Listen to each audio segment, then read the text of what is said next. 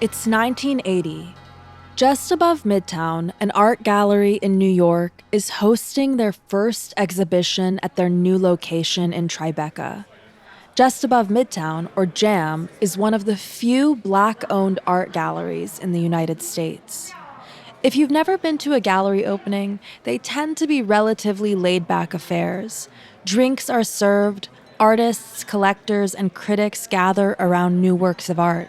People network, drink, maybe gossip a bit. But tonight, things don't go according to plan. At 9 p.m., a woman walks through the door. She's accompanied by a man in a tuxedo jacket, whom she refers to as her master of ceremonies. The woman is wearing a dramatic white dress. It resembles a debutante gown in color and silhouette, but the texture is odd. After a closer look, it becomes clear that the dress is made entirely out of white dinner gloves, 180 pairs to be exact. The pageant queen look is complete with a beaded crown, a bouquet of white chrysanthemums, and a sash that reads Mademoiselle Bourgeoise Noire, 1955, Miss Black Upper Middle Class, 1955. Mademoiselle Bourgeoise Noire greets the slightly confused audience as her subjects. She hands them chrysanthemums from her bouquet, which conceals a whip. After the last flower is handed away, Mademoiselle Bourgeoise Noire unfurls the knotted cat of nine tails studded with chrysanthemums and begins to whip herself with it. In between lashes, she yells out a poem. No more bootlicking. No more ass-kicking. No more buttering up. No more posturing of super assimilates. Black art must take risks. This was the debut of Mademoiselle Bourgeoise Noire, a character created and performed by artist Lorraine O'Grady. O'Grady had not been invited to the exhibition. Her presence was sudden and unexpected, a radical gesture that would shake the art world and its norms. I'm your host, Donna Honarpisheh, and this is Tomorrow is the Problem. We've dedicated this season to exploring the new uncanny, the forms of estrangement emerging in our fast-changing world. Today, we're going to be talking about the radical, bold, and unsettling artistic practice of the late Lorraine O'Grady.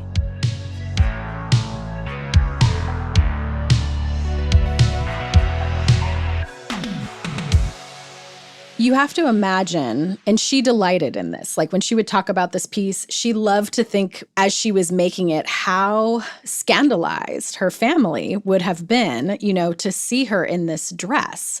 And so I think already she's creating this presence that is offensive, right? Or that is standout, that is out of turn, right? Out of turn with a polite society. And then her actions, right? Shouting, whipping, handing out flowers in a kind of these taunting ways. I think in one case, she's kind of troubling her upbringing, but then in another sense, in the context of the galleries in which she is enacting, again, it's that disruption of the status quo. This is Dr. Stephanie Sparling Williams, the Andrew W. Mellon Curator of American Art at the Brooklyn Museum, and author of Speaking Out of Turn, Lorraine O'Grady and the Language of Art. Here, she's talking about the Mademoiselle Bourgeoise Noire performance at JAM.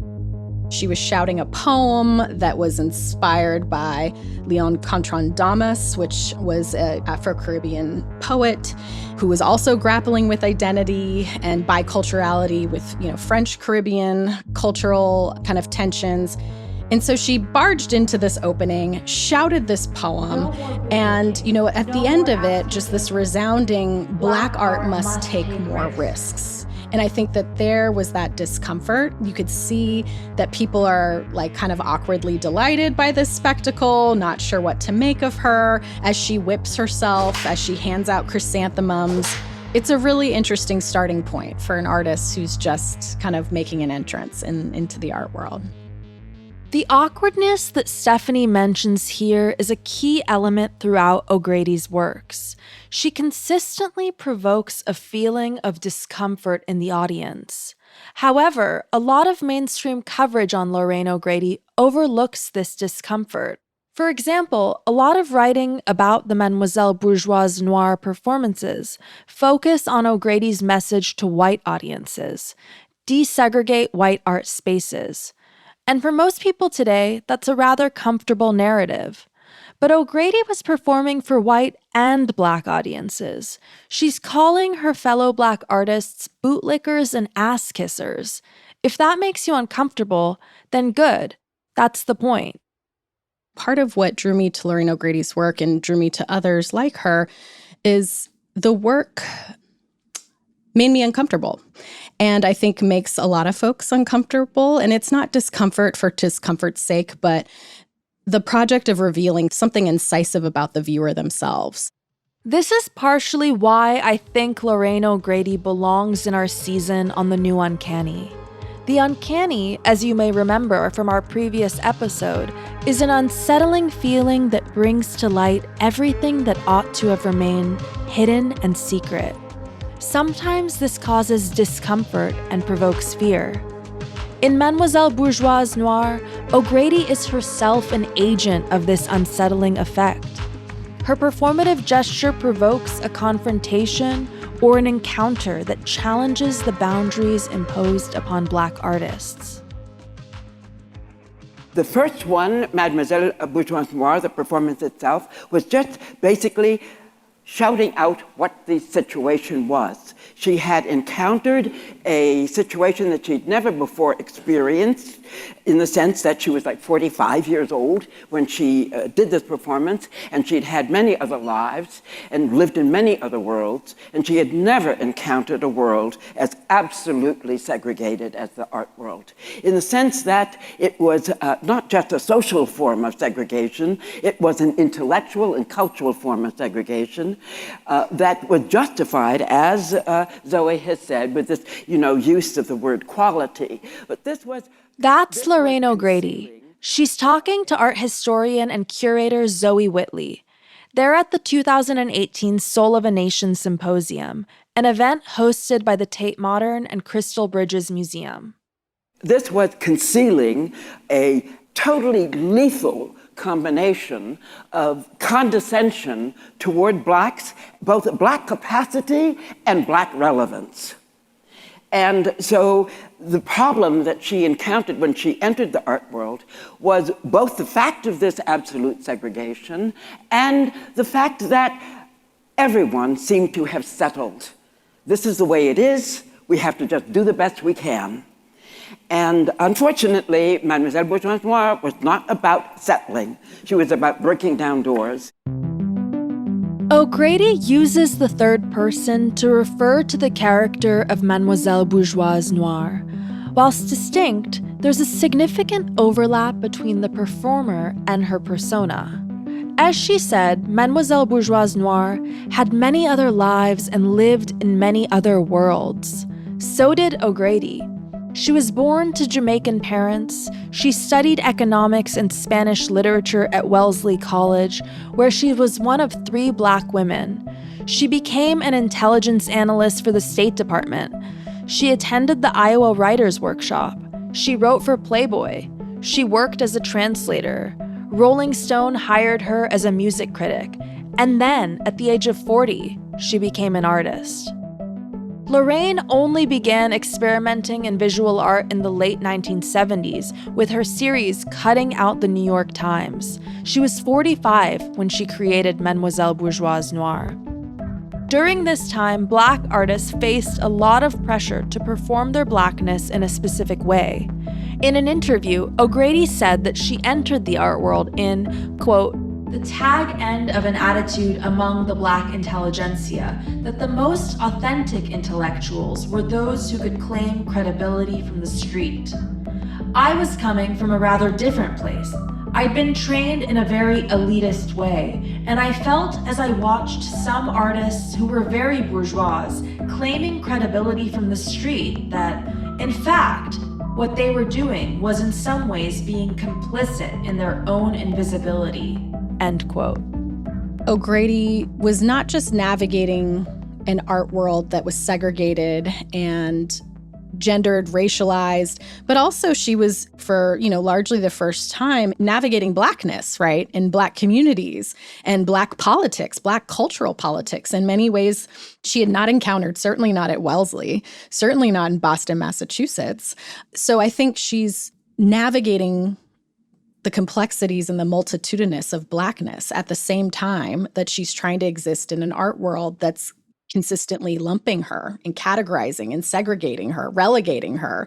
And Adrian Piper struggled with the same thing. These Black women who are thinking about the vastness, right, and the potential of what Black positionality can be, but not speaking in the terms that even the Black community could recognize or experience at the time. Or we're just prioritizing other kinds of Black experiences. I think that's very real too. In the 60s and 70s, we still had artists, collectives emerging like Spiral, who were really thinking about what is the role of Black art in the civil rights movement, for example. And so thinking about art as something that moved beyond the social to the community in ways that Lorraine O'Grady's work was not doing that. When she saw the art that would be displayed at the Jam, she was disappointed.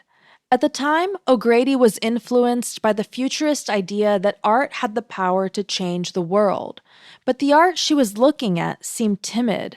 It lacked the power to change anything. She shouted out a poem and concluded with the line, "Black art must take more risks." Because she'd been looking around and she had decided that the art was very well-groomed. A little too well-groomed. And some people thought it was against abstract art. It was not against abstract art. It was against careful art. Again, O'Grady here is using the third person to refer to her persona as Mademoiselle Bourgeoise Noire. While looking at the art, O'Grady experienced a vision of herself in a dress covered with white gloves. This, she realized, was the problem with the art she was seeing. It was, in her own words, art with white gloves on. That dream inspired her to sew 180 pairs of gloves onto a gown, creating a dress of severed fabric limbs. And the gloves for her were a sign of the internal repression, how we internalize the oppression, and the whip itself was a sign of external oppression. So external oppression and internalized repression. And here she's embodying both. And it's no coincidence that the gloves, these symbols of internalized oppression, were sewn into a debutante gown. You can also read it as a critique of assimilationist impulses that sought to appease white curators and audiences. Alternatively, you could view the dress as Lorraine O'Grady refusing to erase her middle-class background, even if it contradicts her credibility as a Black artist.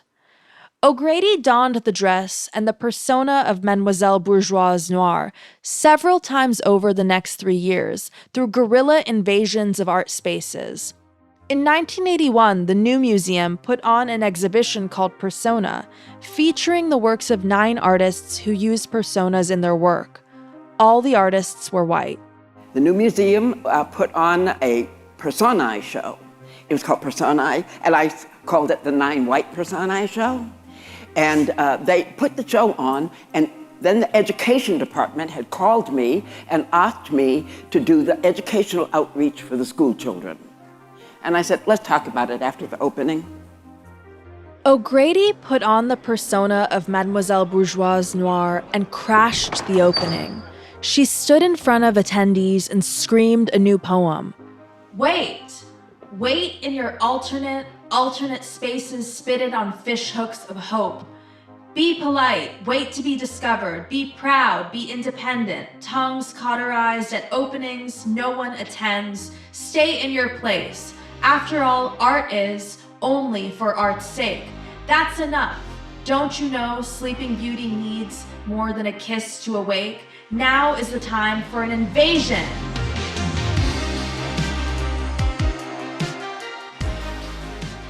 I feel that, yes, institutional critique began with the minimalists and the whole argument about what is painting. And then it continued with the site-specific artists, like Robert Smithson and others, about what is art.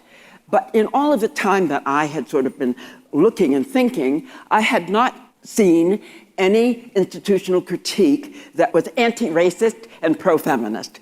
Yes, there were slight hints of it in the work of Adrian Piper, but what I wanted to say was not that.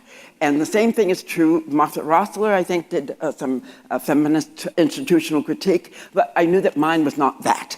So I had to start thinking for myself because I didn't feel that there were role models for me. And so, as I say, I made a lot of mistakes. Despite the unprecedented nature of her work, Lorraine O'Grady's performances were largely ignored by the art world. She considered it a failure. And I think largely because what we already discussed was this failure to engage. I think maybe she had some high hopes or expectations that performances like these would challenge and integrate the art world.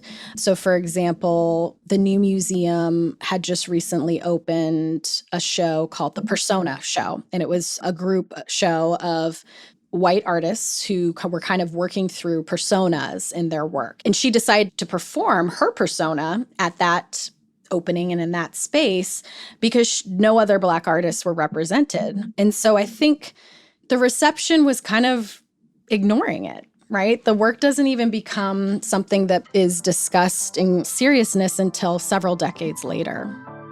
This experience is not unique to Lorraine O'Grady. Black artists, especially Black female artists, were quietly pushed out of important spaces. Critics didn't review their work, galleries didn't display their pieces. They were essentially given the cold shoulder. What were some of the ways that Lorraine O'Grady or perhaps other Black female artists were received by art critics at the time? I think the most pointed reception was kind of a silence, an ignoring, a lack of engaging. Mm-hmm. And this is something O'Grady spoke about quite frequently was, just the sheer lack of attention that she and others, particularly in her time at Just Above Midtown, she remembers and talks about, and you can see correspondence in her archives, reaching out to editors, asking why certain shows weren't mentioned or reviewed, trying to get attention, and people basically like laughing in her face or not taking the work, the venues, the artists seriously. So I think that kind of speaks volumes. I think the most important thing is that there was kind of a dearth, like a lack of acknowledgement.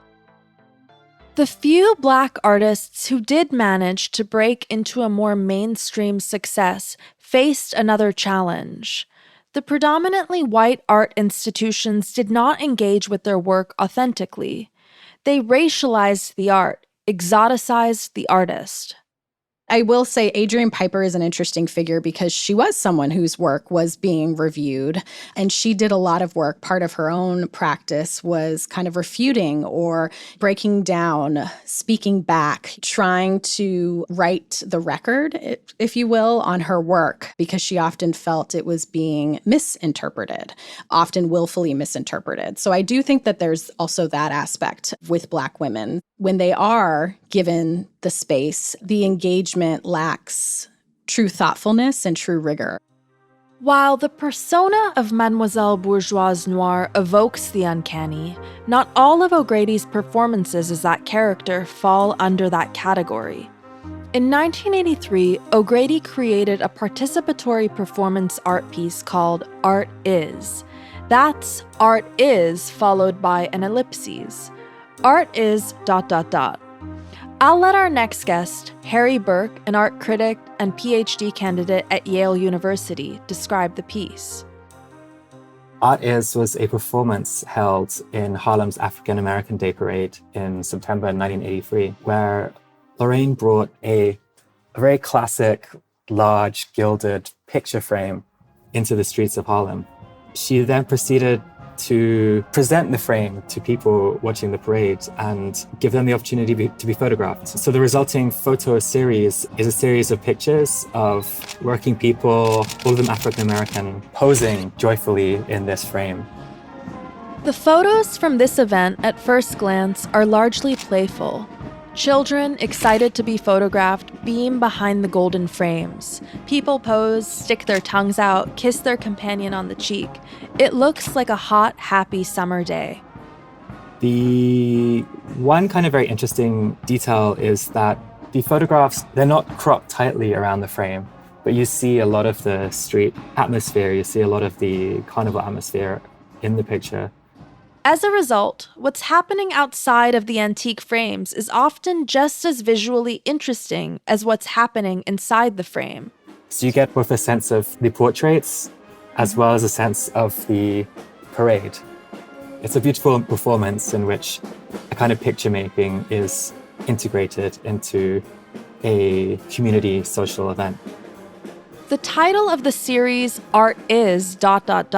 is an incomplete sentence answered by the images. Art is a black girl puckering her lips like a fish. Art is a father carrying his son on his shoulders. Art is Harlem. Previous performances of Mademoiselle Bourgeoise Noire revolved around the character showing up to art institutions where she wasn't invited. But in the parade, it was the reverse. As writer Aruna D'Souza pointed out in her book, Lorraine O'Grady, Writing in Space, for the first time ever, Mademoiselle Bourgeoise Noire was part of the in-group. It was the art world that wasn't invited. Often, historically, the portrait has, as a format, the painted portrait especially, is tended to be commissioned by wealthy or aristocratic people who've then had their likeness reproduced in museums, in these sort of rarefied environments. By taking the frame out of the museum and into the street, Lorraine really flipped that relationship and made the point that art is for the people. And again, it's not just what's in the frame that's the art. There's the physical frame handed out by the performance artists, and the frame of the photo itself. Louise Bury, an art writer and professor, points out in his article, In and Out of Frame, Lorraine O'Grady's Art Is, that this performance is about self-reflexivity. Many of the photos of Art Is feature compositional doublings, whether that's 2 golden picture frames, 2 central subjects, a police barricade neatly dividing the image in half.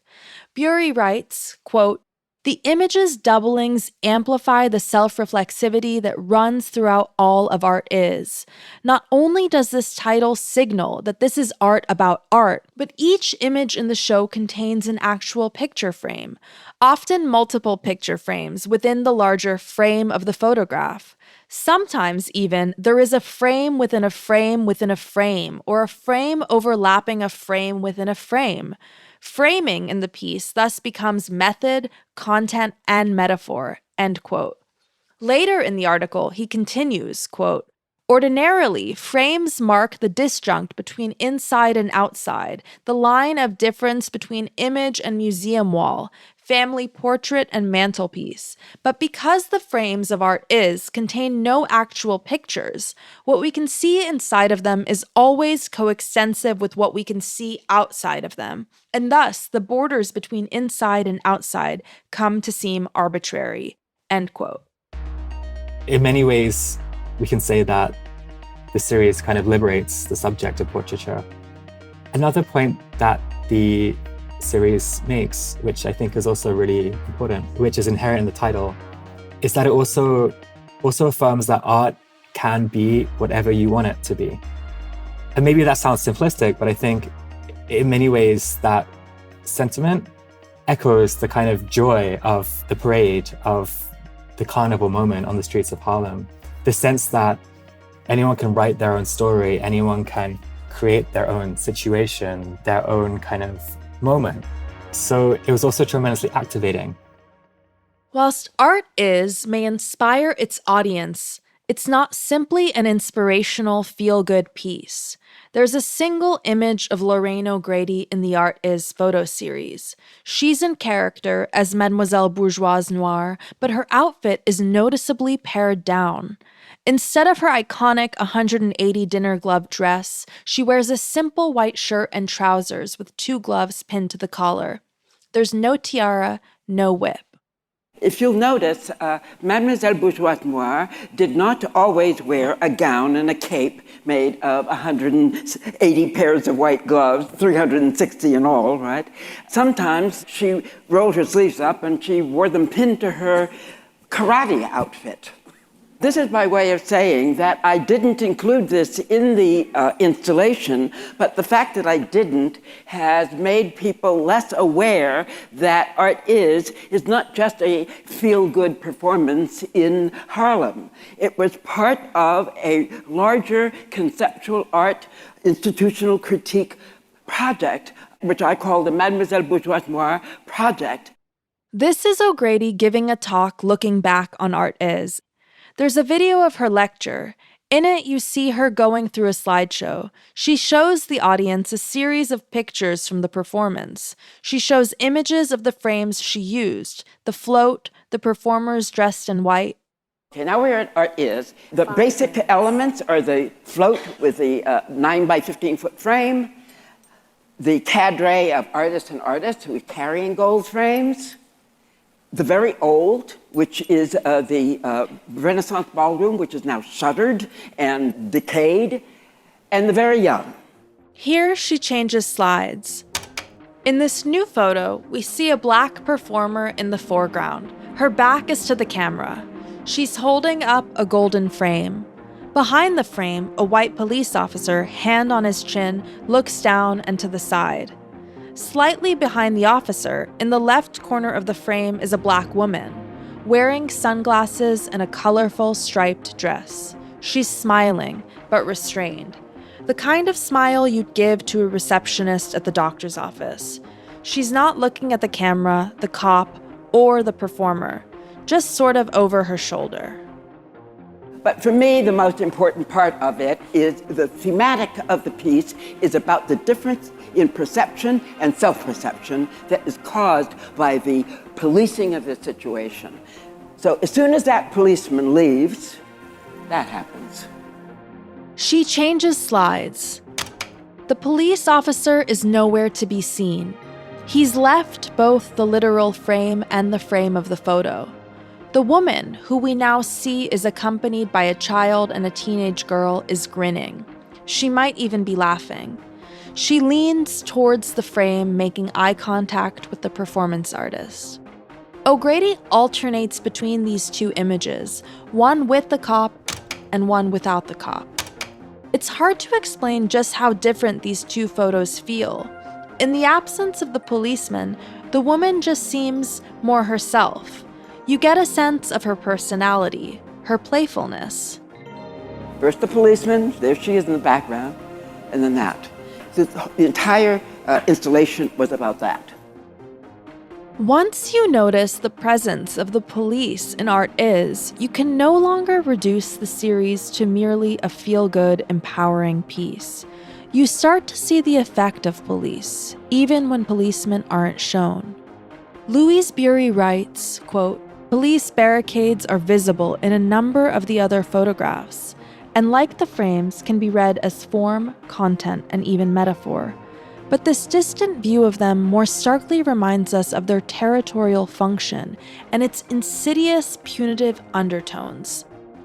In the close-up shots, by contrast, the barricades make for a surprisingly porous boundary marker as spectators routinely cross over onto the parade side of them to pose for the camera or just to get a little closer to the action." End quote. Art Is both highlights borders and ways in which to disintegrate them. The frame no longer distinguishes what is art and what isn't. The police, almost omnipresent in these images, serves as a reminder of their perpetual presence and surveillance within the community, as well as the ways in which the performance turns the gaze onto the police. There's one photo of a police officer smiling and participating in the piece. The camera looks at its subjects, but the subjects look right back at the camera. One thing that I think is really important to unpack in these photographs of art is their relational nature. We as a viewer look at these photographs, but also these subjects who are framed in the parade, they're also looking back at the camera. I think the series really draws attention to the eyes of the people photographed. You see the smiles, you see in some cases the dancing and movement, but a common trope is the subjects looking at the camera, looking directly at the camera. And this is also emphasized by Lorraine's own portrait in the series. Bell Hooks' idea of oppositional gaze is about the way in which Black people, and particularly Black women, look at media that's not often created with them in mind, or that portrays them in stereotypical ways, and contest this media. So in some senses, you could argue that the series itself constructs an oppositional gaze. Oppositional gazing is a term coined by Bell Hooks in 1992, nearly 10 years after O'Grady's Art Is performance. It looks back at the museum. But within that act of looking back, there is also a sense of one's own power to represent oneself being reclaimed. And I think there's something really transformative in this interplay of gazes, of the viewer looking at the artwork and the subjects in the artwork also looking back. There's a sense of the oppositional gaze, but there's also a sense of the relationality that is both so crucial to the parade as a social event, but is also what structures how we look at and engage with art. O'Grady retired the persona of Mademoiselle Bourgeoise Noire after Art Is. It's funny, she writes in an email. I always thought she was unsuccessful because nothing she did changed anything, but then I discovered she had an afterlife as a myth. In the 90s, nearly a decade after O'Grady put down the white gloves, Mademoiselle Bourgeoise Noire received a sharp rise in attention from academics, critics, and artists. O'Grady, at times, felt a sense of unease with the belated attention. She was concerned with the misplacement of intention, reducing Mademoiselle Bourgeoise Noire to just an image rather than the disruptive quality with which she embodied the character. She writes, quote, "It's a come-and-go thing, really, one over which I have little control. I have this feeling that beyond what I thought was the meaning, somewhere between the myth and what new audiences make of it, a new meaning is being created. And that's probably the way it should be. That's what art is, no?" End quote. O'Grady continued to explore self-perception and compositional doubling in her photographic diptychs. So simply put, the diptych was really important. So a diptych, for those of you who are unfamiliar, is simply two works. They could be two textual works, they could be two artistic or visual works, two pieces that are joined together by a seam. And I think that that's like just formally really something interesting to think about. When you join two works together, two pieces, two sides together, but they remain separate, right? So they're two distinct things that come together to form a whole. That creates a form that allows for conversation, comparison, juxtaposition, tension. There's so much potential in just that formal construction. O'Grady created diptychs out of photos. She'd select two images and present them side by side. The juxtaposition encourages the audience to find a relationship between the two photos, and that relationship allows us to see each image in a new light. There's also an inherent tension in diptychs. Single images only need to be interpreted within their own contexts. Triptychs offer a narrative, 3 images representing a beginning, middle, and end. A diptych, on the other hand, demands a comparison without offering a sense of conclusion. As Lorraine O'Grady said, quote, "With the diptych, there's no being saved, no before and after, no either or. It's both and at the same time. With no resolution, you just have to stand there and deal, end quote. It's this refusal of binaries that charges us to reckon with the uncertainties that exceed categorical thinking. O'Grady uses the diptych form to challenge Western binauristic thinking, which she spends her whole entire career working to undermine binauristic thinking. So through the diptych she offers, and through her practice, she offers both and, right? That it can be both and something. And she fills in that blank in each project. You know, she uses strategies like speaking out of turn, like writing in space, to think about how to undermine this black and white thinking.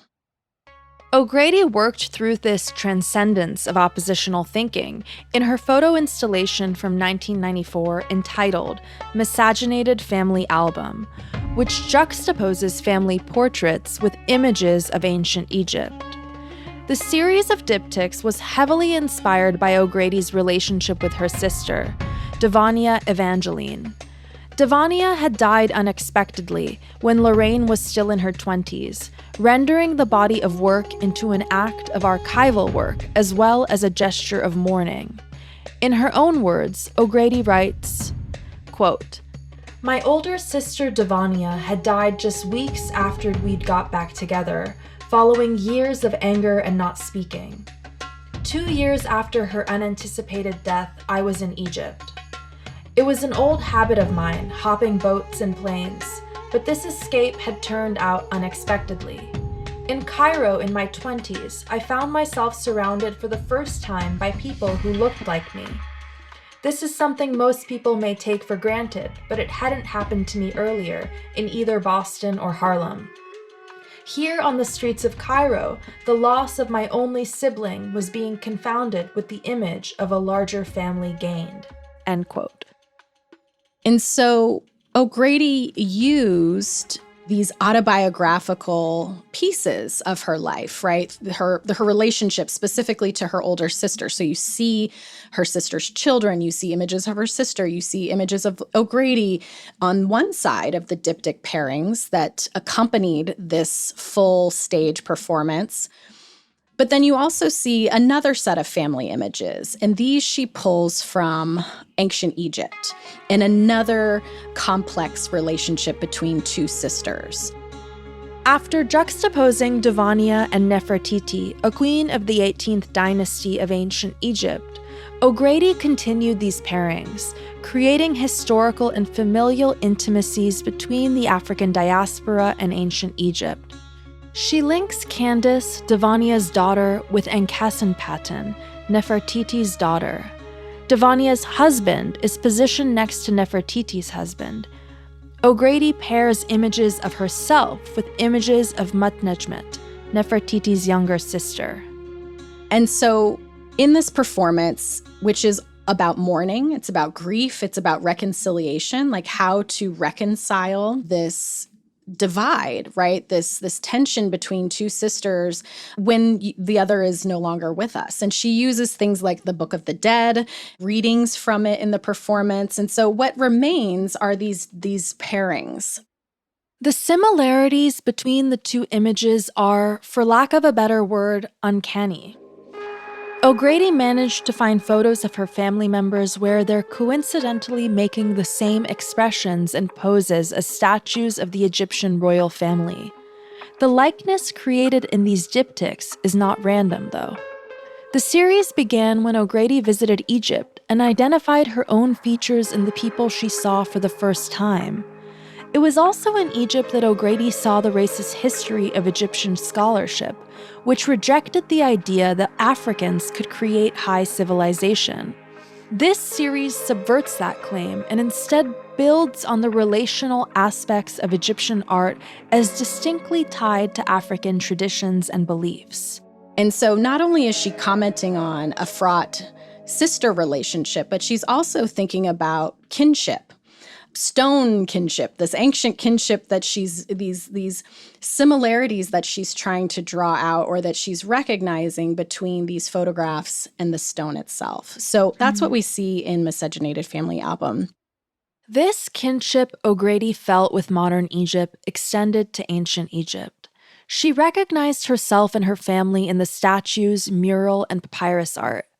This connection, combined with her growing frustration with the failure of Egyptologists to recognize African tradition in Royal Egyptian culture, led O'Grady to create a work that used Egypt as a place of both difference and relationality. Across each work, O'Grady activates a sense of dynamic time. Images of ancient Egypt are reactivated in the present, while family portraits are placed within a longue durée of history and transnational movement. Miscegenated Family Album can also be seen as a Freudian return of the repressed. We can view the academic attitude of overlooking African presence in Egypt as a collective repression. African civilization poses a threat to racist beliefs that lighter-skinned civilizations are superior. On a more personal level, this piece was the first time O'Grady had used art to reckon with the death of her sister. Devania had been dead for 20 years before Miscegenated Family Album debuted. We can see this as O'Grady's reckoning with a trauma that she had suppressed. Originally, the diptychs were presented as part of a performance piece. The images were projected behind O'Grady, who wore a large draped red dress. She moves like a priestess, deliberately and calmly performing a series of ceremonial gestures. These movements reference the Egyptian opening of the mouth ceremony, a ritual that would restore the senses of the deceased in the afterlife. The priest would touch the body's eyes to restore sight, their mouth to restore taste and speech, their ears to restore hearing. They would touch the body and face with a calf's leg to release the deceased ba, or personality, from the body, allowing it free movement in the afterlife. Partway through O'Grady's opening of the mouth ceremony, a recorded soundtrack announces to the audience, "Nefertiti and Devania are dead." O'Grady changes her movements, extending her arms in sweeping motions. In Mira Dial's article, Close Up, Theory of Relativity, she writes that O'Grady's movements as if she were, quote, facilitating these relatives' rebirths into the afterlife through photography, end quote.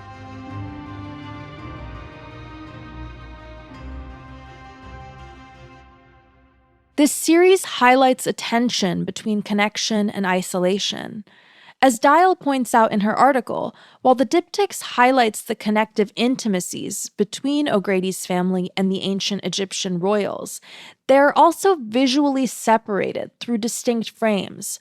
Nefertiti and Devania are each confined to their side of the diptych.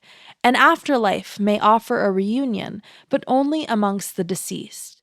Rebirth is a beginning and end. For Lorraine, I think both and was a way of honoring both sides of an equation. There not needing to be one side that comes out on top, but rather both things could exist in a kind of suspension. Two things can be true at the same time. And I think for someone like her, and for someone like myself too, this is the more interesting idea. Like, what if two things are true? And so the diptych, the more simplified poetic form, was a way of holding two ideas in suspension, of putting them more directly in dialogue, with no need for mastery, no need for one thing to overcome the other. But what we actually have there is a provocation that I think is a lot more profound, which is that, can we sit with two different things being true at the same time? Lorraine O'Grady passed away December 19th, 2024, at the age of 90 years old. Throughout her nearly 50 years as an artist, her conceptual practice acted as both disturbance and an invasion. Her disruptive and critical impulse introduced a force into the art world that, echoing Freud's description of the uncanny, ought to have remained secret and hidden but has come to light. She brought what made others uncomfortable to the surface. She gave us the ability to reckon in the space of the unknown or unreconcilable, rather than concluding things neatly. An important legacy of her work is, I think, just how challenging it is, how difficult. It's not easy to understand. It's not easy to unpack. It's ever shifting. She often revisits her work. She revises. She changes her mind. She contradicts herself. She's difficult, not as a person per se, but the work is difficult. And I think it rewards slow, close interrogation. I think it rewards a grappling with. And I think for many, many decades, she was waiting for her audience to come. And I think now, as unfortunately, she has now passed on, she's left like such a beautiful project and task for us to keep grappling, right, with the work. Because as we grapple with it, I think we gain something, or at least I feel that way as somebody who studied her work. And I think a lot of artists and now a much larger community is, it's okay to be difficult. And Black art can be complex in a myriad of ways that are unexpected and perhaps unprescribed. So I know that's a little bit of a long-winded way to say that I think she leaves us so much, and there's still so much to be said. Lorraine O'Grady's visual practice is only a fraction of her legacy. We've only scratched the surface of her career in this episode. In addition to her artwork, O'Grady was also an avid cultural critic. Her essays, like Olympia's Maid and Black Dreams, completely changed the way we talk about Black female subjectivity in art. Relentlessly, she questioned the status quo. Her audience always left with more questions than answers, but in doing so, she refused to conclude her work. She started conversations that we cannot finish. Even after her death, she continues to teach us.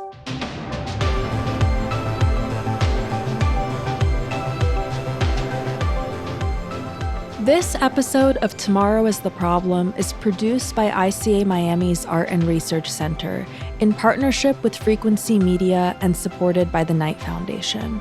Our executive producer is Michelle Corey. Our producer is Lizzie Stewart. Our scriptwriter and story editor is Isabel Moncloa Daly. Our script supervisor is Jessica Olivier. Engineering, sound design, and editing by Claire Bidigary Curtis. Visual identity by Julian Andrew K.A.